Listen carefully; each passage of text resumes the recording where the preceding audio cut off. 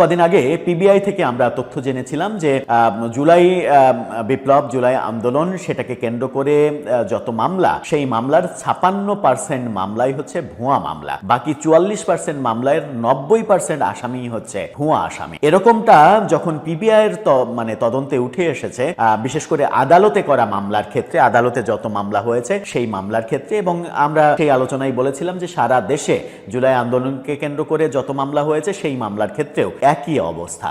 এবার সত্যি সত্যি একে একে বের হয়ে আসতে শুরু করেছে ভুয়া মামলার সেই হদিস। ভুয়া মামলার এক হদিসে আমরা দেখতে পাচ্ছি যে ভাইকে নিহত হয়েছে এই দাবি করে মামলা করা হয়েছিল, এবং সেই মামলায় প্রধান আসামি করা হয়েছিল সাবেক প্রধানমন্ত্রী শেখ হাসিনাকে। অতঃপর তদন্ত কর্মকর্তা নিশ্চিত হয়েছেন যে সেই মামলাটা মিথ্যা মামলা ছিল। যে ভাইকে নিহত হয়েছেন বলে দাবি করেছিল আরেক ভাই, সেই মামলায় দেখা যাচ্ছে যে সেই ভাই আদতে নিহতই হয়নি, বেঁচে আছেন। এরকম চিত্র কি বেশিরভাগ মামলার ক্ষেত্রে? এই যে শেখ হাসিনাকে প্রধান আসামি করে যে মামলা করা হয়েছিল এবং তদন্ত কর্মকর্তা এই মামলাকে বাতিল করে দিয়েছেন, এই মামলাকে ডিসমিস করে দিয়েছেন, এরকম চিত্র কি প্রায় সব ক্ষেত্রেই? যদি তাই হয় তাহলে এই যে জুলাই কেন্দ্রিক যত মামলা, একটি মামলাও কি ভবিষ্যতে এতটুকু গ্রহণযোগ্যতা পাবে? কিংবা যে বিচার কার্য চলছে সেই পুরো বিচার প্রক্রিয়াকে প্রহসনের বিচার হিসেবে প্রমাণ করার জন্য এই উদাহরণগুলোই যথেষ্ট হয়ে যাবে না? ভবিষ্যতে কি এরকম প্রশ্ন উঠবে যে বিচার প্রক্রিয়াগুলো হয়েছে সেগুলোও সাজানো নাটক? আমরা কি সেরকম প্রত্যাশা করব? আমাদের তো প্রত্যাশা সেরকম হওয়ার কথা নয়, কারণ কোনোভাবেই কোনো সাজানো নাটক কিংবা কোনো ক্যাঙ্গারু কোর্টের আশ্রয় সরকার নিক কিংবা বিচার ব্যবস্থায় সেরকম দৃশ্য আমরা দেখি, এই প্রত্যাশা তো আমাদের কারোরই নয়। আমাদের প্রত্যাশা না থাকলেও আদতে হচ্ছে কি? আমরা দেখছি যে বিডি নিউজ 24 সেই ভয়ঙ্কর তথ্য বের করে নিয়ে এসেছে, যেখানে আমরা দেখতে পাচ্ছি জীবিত মানুষকে মৃত সাজিয়ে মামলা করা হয়েছিল, যে মামলা বাতিল করে দেয়া হলো। চলুন একটু ভেতরে ঢুকে মামলাটার কোথায় হয়েছিল, কারা আসামি ছিল, কি হলো এখন। থাকবেন পলিটিক্স টিভির নিয়মিত আয়োজনে। দর্শক, বলছিলাম যে মিথ্যা মামলা, ভাই মরে গেছে, মৃত ভাইয়ের জন্য মামলা, এবং পরে দেখা গেল যে সেই ভাই মৃত না, জীবিত। ঘটনাটা কোথায় ঘটেছে একটু বিডি নিউজ 24 এর শিরোনামটা দেখলেই বুঝতে পারবেন। সেখানে বলা হচ্ছে, ভাইকে ফাঁসাতে নিহত দেখিয়ে জুলাই হত্যা মামলা, তদন্তে মিলল জীবিত। শেখ হাসিনা সহ 42 জন এই মামলা থেকে অব্যাহতি পাচ্ছেন, সেরকমটাও জানানো হয়েছে। ভাইয়ের বিরুদ্ধে ষড়যন্ত্রের অংশ হিসেবে বেছে নেন বৈষম্য বিরোধী ছাত্র আন্দোলনকে। উত্তাল সে সময়ে ওই ভাইকে নিহত দেখিয়ে করেন মামলা, তবে শেষ রক্ষা হয়নি। ওই মামলাকারী এখন নিজেই ফেঁসে যাচ্ছেন। এরকমটা হওয়া উচিত। যে মিথ্যা মামলা করেছে তাদের প্রত্যেককেই অবশ্যই গারদে ঢোকানো দরকার, কারাগারে ঢোকানো দরকার। হত্যাকাণ্ডের এই মামলা থেকে অব্যাহতি পাচ্ছেন ক্ষমতাচ্যুত প্রধানমন্ত্রী শেখ হাসিনা সহ 42 জন, অর্থাৎ শেখ হাসিনাকে প্রধান আসামি করা হয়েছিল। পুলিশ তদন্তে নেমে দেখতে পেয়েছে আন্দোলনের মধ্যে 3রা আগস্ট যাকে হত্যার অভিযোগে মামলা করা হয়েছিল সেই ব্যক্তি দুলাল ওরফে সেলিম, মূল নাম সোলাইমান সেলিম, তিনি জীবিত আছেন। খুবই ভালো। এই মামলার বাদী সেলিমের ভাই মোস্তফা কামাল ওরফে মোস্ত ডাকাতের বিরুদ্ধে মিথ্যা মামলা করায় 211 ধারায় অভিযোগ দায়েরের অনুমতি চেয়েছেন তদন্ত কর্মকর্তা ঢাকা মহানগর গোয়েন্দা বিভাগের ওয়ারি বিভাগের এসআই এনামুল ইসলাম। এই এসআইয়ের কপালে আবার দুঃখ চলে আসে কিনা সেটাও একটা দেখার বিষয়। ডিবি পুলিশের ওয়ারি জোনের উপ পুলিশ কমিশনার মল্লিক আহসান উদ্দিন বলেন, ইচ্ছাকৃতভাবে বাদী মিথ্যা মামলা দায়ের করেছেন, এজন্য তার বিরুদ্ধে মামলা করতে আদালতের অনুমতি চাওয়া হয়েছে। আদালত অনুমতি দিলে আমরা মামলা করব। আবার আদালত বিষয়টা নথিজাত করতে পারেন। আদালত যেভাবে নির্দেশনা দেবে আমরা সেইভাবে কাজ করব। ভাই নিহত হওয়ার দাবি করে ঢাকার একটি আদালতে মামলার আবেদনে সোলাইমান সেলিমের নাম দেওয়া হয় দুলাল ওরফে সেলিম। পেশা দেখানো হয় ঠিকানা পরিবহনের হেল্পার। তিনি 3রা আগস্ট যাত্রাবাড়িতে গুলিতে নিহত হয়েছিলেন বলে অভিযোগ করা হয়। আদালত বাদীর জবানবন্দি গ্রহণ করে যাত্রাবাড়ি থানা পুলিশকে অভিযোগটি এজাহার হিসেবে গ্রহণের নির্দেশ দেয়। প্রথমে মামলার আবেদনে 41 জনকে আসামি করা হয়েছিল, পরে তদন্তের শুরুতে পুলিশ আরও একজনকে এই মামলার সন্দেহভাজন হিসেবে গ্রেপ্তার দেখায়। গ্রেপ্তারও করা হয়েছে কিন্তু অনেককে। মোট 42 আসামির মধ্যে 2 জনকে গ্রেপ্তার দেখায় পুলিশ। মামলার পরবর্তী তদন্তে গোয়েন্দা পুলিশ জানতে পারে সেলিম নিহত হননি। এলাকায় ডাকাত হিসেবে পরিচিত এবং হত্যা ডাকাতি মামলা মাথায় নিয়ে পলাতক তার ভাই মোস্তফা কামাল পারিবারিক বিরোধের জেরে সেলিমকে ফাঁসাতে মামলাটি করেছেন। 3 ভাইয়ের বিরুদ্ধে তার জমি দখল করার চক্রান্ত সাজানোর অভিযোগ করে সোলাইমান সেলিম bdnews24.com-কে বলেছেন, আমার কোনো ছেলে সন্তান নাই, আমাকে মেরে জমি দখল করতে চাই, এজন্য আমি খুন হয়েছি উল্লেখ করে মামলা করে, পরে যেন খুনের কাজটা করা সহজ হয়। প্রথমে ভাইকে খুন হয়েছে বলে শেখ হাসিনার নামে মামলা করেছে, পরে যেন ভাইকে খুন করে আরামে জমি দখল করা যায় এই জন্য এই কাজটা আরেক ভাই করেছে। 2 মেয়ের জনক সেলিম স্ত্রীকে নিয়ে ময়মনসিংহের ফুলবাড়িয়ার বেলতলি বাজারে বসবাস করছেন। ভাইদের ভয়ে বাড়িতেও থাকতে পারছেন না বলে দাবি করেছেন তিনি। বলেছেন, তাদের কারণে বাড়ি ছেড়ে দোকানেই বসবাস করছি, তারা শুধু আমাকে না আমার মেয়েদেরকেও মেরে ফেলার হুমকি দেয়, এতে তারা আমার জমি দখল করতে পারবে। থানা পুলিশের হাত ঘুরে মামলার তদন্তভার দেয়া হয় গোয়েন্দা পুলিশকে। সম্প্রতি এই মামলায় সাবেক প্রধানমন্ত্রী শেখ হাসিনা সহ 42 জনকে অব্যাহতির সুপারিশ করে আদালতে 30 নভেম্বর চূড়ান্ত প্রতিবেদন দিয়েছে তদন্ত কর্মকর্তা, তার নাম এসআই এনামুল।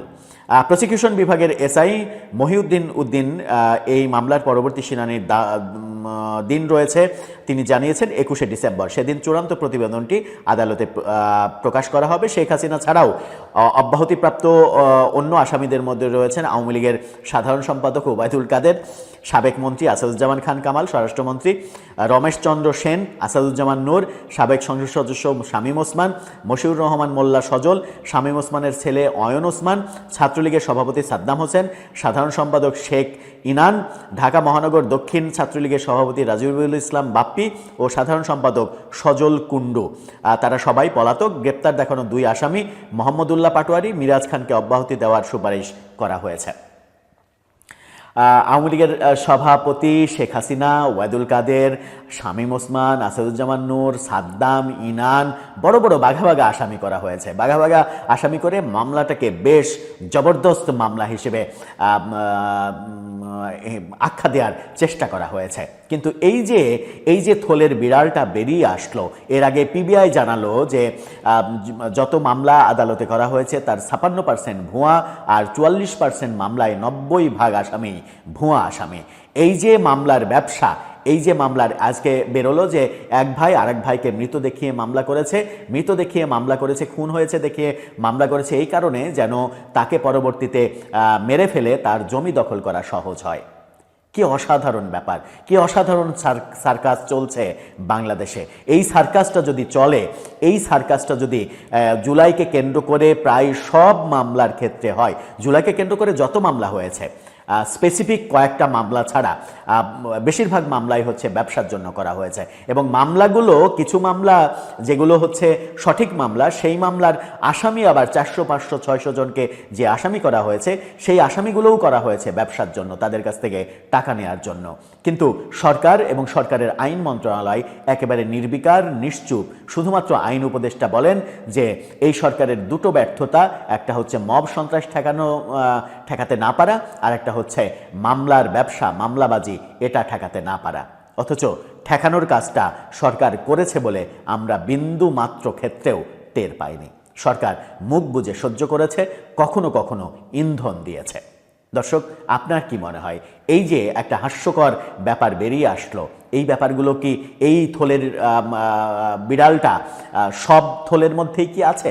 আপনার মতামত জানিয়ে লিখতে পারেন আমাদের কমেন্ট বক্সে। দর্শক, সাজ্জাদ কাদিরের শুভেচ্ছা নিন। এই মুহূর্তে আপনাদের সামনে কথা বলতে এসে শেখ হাসিনা প্রশ্নে হার মানল কি ইউনূস সরকার? আজকে অনেক খবর। আজকে ইতিমধ্যেই নির্বাচনের খুব তোড়জোড় দেখা যাচ্ছে। নির্বাচনের তফসিল ঘোষণার ইতিমধ্যেই ভিডিও রেকর্ড করা হয়েছে। প্রধান নির্বাচন কমিশনার ভাষণের মাধ্যমে যে ভিডিও বক্তব্য দেন, সেই ভিডিওটা রেকর্ড করা হয়েছে। আগামীকাল এটি প্রচার করা হবে, অর্থাৎ আগামীকাল নির্বাচনের তফসিল ঘোষণা হবে। মহামান্য রাষ্ট্রপতির সাথে নির্বাচন কমিশন সাক্ষাৎ করেছে এবং 2জন ছাত্র উপদেষ্টা ছিলেন, মাহফুজ আলম এবং আসিফ মাহমুদ সজীব ভুইয়া, ইতিমধ্যে তারা পদত্যাগ করেছেন। এসব নানান খবর তখন এটি স্পষ্ট যে ইউনূস সরকার আর আসলে কোনোভাবেই থাকতে পারছেন না, নির্বাচনের দিকেই দৌড়াচ্ছেন, যেন তেনভাবে একটা নির্বাচন করবার চেষ্টা করছেন। এখন আমরা বরাবরই বলে আসছি যে এই নির্বাচনটা আসলে হবে না, এটা নানাভাবে বাধাগ্রস্ত হবে, বাধাপ্রাপ্ত হবে। এখনো প্রায় 12 ফেব্রুয়ারি নির্বাচন, সেই হিসেবে বলা যায় ডিসেম্বর, জানুয়ারি 2 মাস আছে। এই 2 মাসের মধ্যে গঙ্গা যমুনার জল নানা দিক দিয়ে নানাভাবে প্রবাহিত হবে, গড়াবে। সেখানে আন্তর্জাতিক একটা ফ্যাক্টর আছে। আন্তর্জাতিক ফ্যাক্টরটাকেই বড় হিসেবে দেখতে চাই, কারণ সত্যিকার অর্থে এই নির্বাচনটাকে প্রতিহত করবে কে? নির্বাচনটাকে প্রতিহত করবে না এই যে বর্তমানে যে রাজনৈতিক দলগুলো আছে, তারা তো নির্বাচনের দিকেই দৌড়াচ্ছে।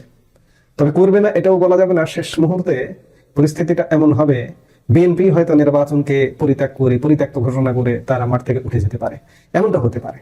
এমন পরিস্থিতির দিকে যাবে, কারণ একটা কথা পরিষ্কার যে এটা কিন্তু জাতীয় সংসদ নির্বাচন, এটা জীবন মরণের প্রশ্ন।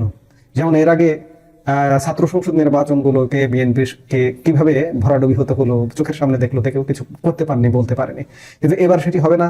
এবার বিএনপি যদি দেখে অবস্থা বেগতিক, তাহলে মাঝপথ থেকে উঠে যাবে, নির্বাচনকে বর্জন করবে।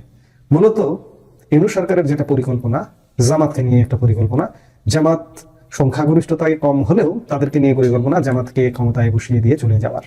আসলে শেষ পর্যন্ত আওয়ামী লীগের দল সাংগঠনিকভাবে দেখছি না। মাঠের রাজনীতি বলবে যে আওয়ামী লীগের লোকজন বলে থাকে যে আমরা তো নিষিদ্ধ, নামলেই মামলা হয়, হামলা হয়, গ্রেপ্তার ইত্যাদি হয়। এটা হইতে হবে। ওই কেউ সুযোগ দিয়ে আন্দোলন করতে দেয় না, কেউ প্রশাসন পারমিশন দিয়ে আন্দোলন করতে দেয় না, প্রশাসনের অনুমতি নিয়ে আন্দোলন হয় না। পৃথিবীতে কোনো আন্দোলন হয়নি, প্রশাসন তো চাইবে আন্দোলন হবে না।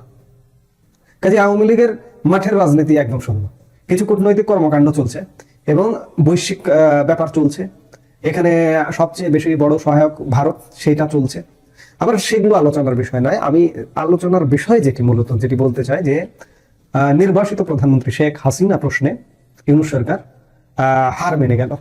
জুলাই অভ্যুত্থান সময়কালে মানবতা বিরোধী অভিযোগে মৃত্যুদণ্ড প্রাপ্ত আসামি বলছে ইউনূস সরকার।